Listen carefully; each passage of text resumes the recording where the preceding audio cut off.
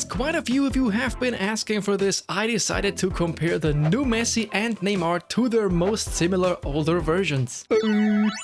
Here comes Pepe. Welcome everybody! Let's begin by comparing the two Messis without any builds or manager boosts, but with their primary personal boosters. New Messi wins ball control by 3 points, but loses offensive awareness and dribbling by 1 each. Old Messi wins low pass by 4 points, which is quite a bit. He also wins finishing by 5, which is big, and heading by 22, which is massive. For me, the win in finishing is more important though. Having almost played 1,000 games with the old one, the heading isn't worthless, but also not super important. It's nice to have though, because it does make a difference in some situations, but not in many. New Messi wins curl by 3 points, but then loses both speed and acceleration by 2 and 3 points respectively. The curl one isn't too important. I mean, it does matter, but the other two, however, in my opinion, are more important. Kicking power is +1 for the new one, jump +7 for the old one. I'd say the jump is also nice to have due to the great heading stat, but again, it's nothing that makes or breaks this card.